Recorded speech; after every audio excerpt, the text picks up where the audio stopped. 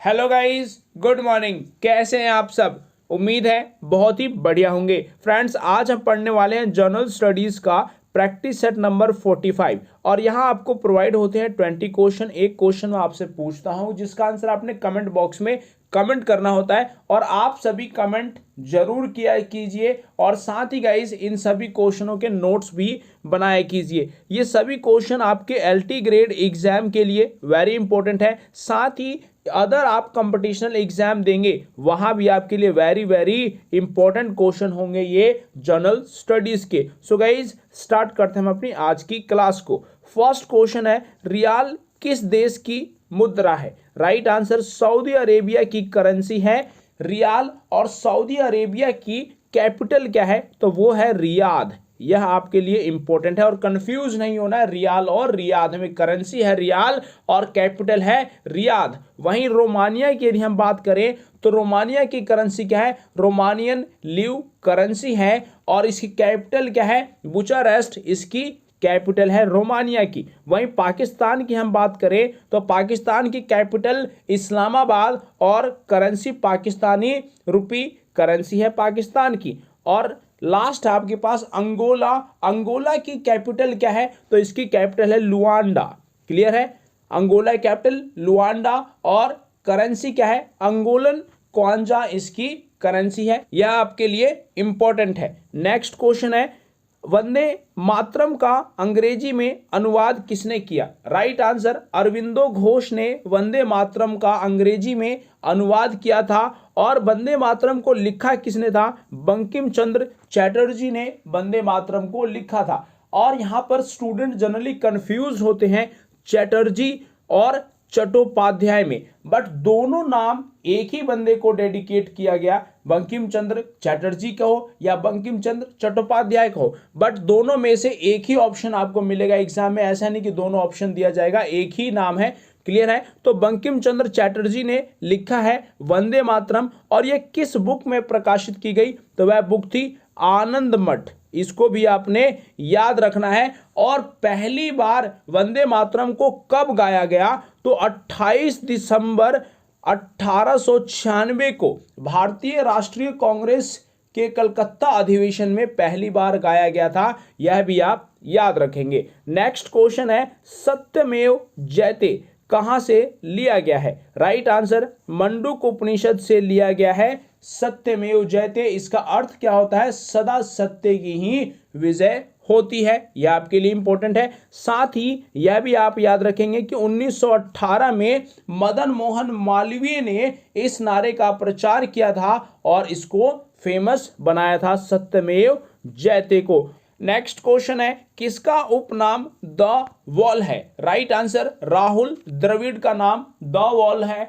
और आप में से जितने भी क्रिकेट देखते होंगे उन सभी को पता होगा कि राहुल द्रविड़ एक बार क्रिकेट की पिच पर जब टिक जाते थे तो उनको आउट करना बहुत ही मुश्किल हो जाता था। इसी कारण इन्हें द वॉल के नाम से जाना जाता है। नेक्स्ट क्वेश्चन है, रेड क्रॉस का मुख्यालय कहां पर है? राइट आंसर स्विट्जरलैंड जिनेवा में है रेड क्रॉस का मुख्यालय। और इसकी स्टैब्लिशमेंट कब हुई थी? 1863 में। यह भी आपके लिए इंपॉर्टेंट है। और इसकी स्थापना किसने की थी? हेनरी डुनाट और गुस्ताव मोइनियर ने इसकी स्थापना की थी। अब इसका काम क्या होता है रेड क्रॉस का? यह भी आप याद रख लेंगे। तो प्रोटेक्ट करता है लाइफ को, हेल्थ को। क्लियर है? स्पेशली उस वक्त प्रोटेक्ट करता है जब किसी देश से किसी की युद्ध हो जाए तो वहां के लोगों को, आर्मी को प्रोटेक्ट करता है, सहायता करता है, इमरजेंसीज में हेल्प करता है। मतलब हेल्प करना इसका काम है रेड क्रॉस का। यह आपके लिए इंपॉर्टेंट है। नेक्स्ट क्वेश्चन है, आनंद मठ के लेखक कौन थे? राइट आंसर बंकिम चंद्र ने लिखा है आनंद मठ। और आनंद मठ में ही वंदे मातरम प्रकाशित हुई थी। यह भी आपके लिए इंपॉर्टेंट है। और आनंद मठ का जो ये वंदे मातरम है जिसे आज आप लोग गाते हैं, राष्ट्रीय गीत है, इसको इंग्लिश में अनुवाद किसने किया था? तो वह किया था अरविंदो घोष ने, यह भी आपके लिए इंपॉर्टेंट है। वहीं टैगोर यानी कि रविंद्रनाथ टैगोर ने क्या लिखा है? राष्ट्रगान लिखा। और राष्ट्रगान कौन सा है? जन गण मन। बांग्लादेश का राष्ट्रगान भी किसने लिखा है? रविंद्रनाथ टैगोर ने। और वो क्या है? अमार सोनार बांग्ला। इसको भी आपने याद रखना है। नेक्स्ट क्वेश्चन है, द ओडिसिटी ऑफ होप किसने लिखी है? राइट आंसर बराक ओबामा ने लिखा है द ओडिसिटी ऑफ होप। यह आपके लिए इंपॉर्टेंट है। और बराक ओबामा अमेरिका के पहले अश्वेत राष्ट्रपति थे। यह भी आपके लिए इंपॉर्टेंट है। और यह 2 बार राष्ट्रपति रहे, यह भी याद रखेंगे। साथ ही यह किस नंबर के राष्ट्रपति रहे? तो ये 44वें राष्ट्रपति रहे अमेरिका के। 45वें डोनाल्ड ट्रंप और 46 प्रेजेंट टाइम पे कौन है? जो बाइडन। और पहले कौन रहे? तो वह थे जॉर्ज वॉशिंगटन। यह आपके लिए इंपॉर्टेंट है। और अमेरिका से हमारे कॉन्स्टिट्यूशन में क्या लिया गया है? तो फंडामेंटल राइट्स अमेरिका से लिए गए हैं। फंडामेंटल राइट्स की संख्या कितनी है? टोटल 6 है। यह भी आपके लिए इंपॉर्टेंट होगा। नेक्स्ट क्वेश्चन है, समय के संदर्भ में प्रयुक्त संक्षिप्त रूप से एडी का क्या अर्थ होता है? एडी का मतलब होता है एनो डोमिनी। यह आपके लिए इंपॉर्टेंट है। और यहां पर स्टूडेंट कंफ्यूज हो जाते हैं एडी और बीसी में। एडी का मतलब एनो डोमिनी यानी कि आफ्टर बर्थ ऑफ क्राइस्ट, और वहीं बीसी का बिफोर क्राइस्ट यानी कि जन्म के बाद का जो समय है, जन्म के समय, वो क्या कहलाता है? एनो डोमिनी। और पहले का क्या कहलाता है? BC before Christ. क्लियर है? और बीसी अप टू डाउन आता है और एनो डोमिनी क्या होता है? डाउन टू अप जाता है। इसको भी आपने समझना होगा। क्लियर है? नेक्स्ट क्वेश्चन है, शहीदी दिवस कब मनाया जाता है? यानी कि शहीद दिवस कब मनाया जाता है? तो 30 जनवरी को प्रत्येक वर्ष राष्ट्रीय शहीद दिवस के रूप में मनाया जाता है। और यह क्यों मनाया जाता है? क्योंकि 30 जनवरी 1948 को नाथूराम गोडसे ने महात्मा गांधी को गोली मारकर हत्या कर दी थी। और कहां पर की थी? तो दिल्ली के बिड़ला हाउस में। यह भी आपके लिए इंपॉर्टेंट होगा। उसी समय से 30 जनवरी को शहीद दिवस के रूप में मनाया जाता है। नेक्स्ट क्वेश्चन है, भारत का सबसे बड़ा संग्रहालय कहां है? तो राइट आंसर कोलकाता में है भारत का सबसे बड़ा संग्रहालय। नेक्स्ट क्वेश्चन है, कौन अपने आयुर्वेद के ज्ञान के लिए प्रसिद्ध था? राइट आंसर धन्वंतरी अपने ज्ञान के लिए प्रसिद्ध थे आयुर्वेद के। वही आपको एक क्वेश्चन यहां से याद रखना है कि चरक संहिता किसने लिखी है? तो वह लिखी है चरक ने। और चरक संहिता किस पर बेस्ड है? आयुर्वेद पर बेस्ड है। यह आपके लिए इंपॉर्टेंट है। नेक्स्ट क्वेश्चन है, निम्नलिखित में से कौन सी ऐतिहासिक घटना पहले घटी थी? यदि हम बात करें नील क्रांति की, तो नील क्रांति हुई 1859 में। क्लियर है? होम रूल लीग कब आता है? तो होम रूल लीग आया 1916 में। किसके द्वारा स्टार्ट किया गया? तिलक और एनी बेसेंट के द्वारा। वहीं बंगाल विभाजन कब होता है? 19 जुलाई 1905 को बंगाल विभाजन होता है। और किसने किया? लॉर्ड कर्जन ने। और जलियांवाला बाग हत्याकांड कब होता है? 13 अप्रैल 1919 को। तो आप देख लो कि कौन सा सबसे पहले हुआ। तो राइट आंसर क्या हो जाएगा? नील क्रांति सबसे पहले होती है 1859 में। कहां हुई थी? बंगाल में। क्लियर है? नेक्स्ट क्वेश्चन है, इरावदी नदी किस में जाकर मिलती है? राइट आंसर बंगाल की खाड़ी में गिर जाती है इरावदी नदी। और यह म्यांमार की सबसे लंबी नदी है।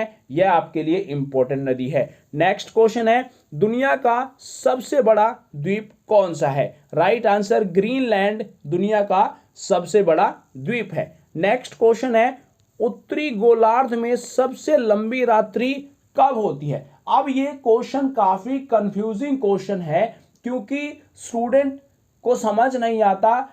आंसर यहां पर वो क्या लगा देते हैं? 21 जून। बट 21 जून आंसर नहीं होगा। क्यों? 21 जून के दिन क्या होता है? दिन सबसे लंबा होगा। बट आपसे क्या पूछा? रात सबसे लंबी कब होगी? यानी कि दिन छोटा होगा तभी तो रात लंबी होगी। तो 22 दिसंबर को सबसे छोटा दिन होता है, तो रात लंबी हो जाएगी। और 21 जून को सबसे बड़ा दिन होगा, तो क्या होगा? यहां पर रात छोटी हो जाएगी। तो इस क्वेश्चन को समझना है ध्यान से, कंफ्यूज नहीं होना है। क्लियर है। नेक्स्ट क्वेश्चन है, एच बम किस पर आधारित है? एच का मतलब क्या है? हाइड्रोजन बम किस पर बेस्ड होता है? राइट आंसर, नाभिकीय विखंडन पर हाइड्रोजन बम बेस्ड होता है, यानी कि न्यूक्लियर फिजन इसको इंग्लिश में कहेंगे। और न्यूक्लियर फ्यूजन क्या होता है? नाभिकीय संलयन, जो कि किसी भी स्टार में एनर्जी को प्रोड्यूस करता है। क्लियर है। नाभिकीय संलयन, न्यूक्लियर फ्यूजन कहाँ होता है? स्टार्स में यानी कि सन में। और नाभिकीय विखंडन कहाँ होगा? हाइड्रोजन बम में। यह आपके लिए इंपॉर्टेंट है। इंग्लिश में क्या कहेंगे? Nuclear fission. क्लियर है। नेक्स्ट क्वेश्चन है, निम्नलिखित में से कौन सा महाजनपद आज भारत का अंग नहीं है? राइट आंसर, गंधार भारत का अंग नहीं है। या प्रेजेंट टाइम में कहाँ है? अफगानिस्तान में। क्लियर है। और यहां से क्वेश्चन आता है कि महाजनपदों के बारे में किससे पता चलता है?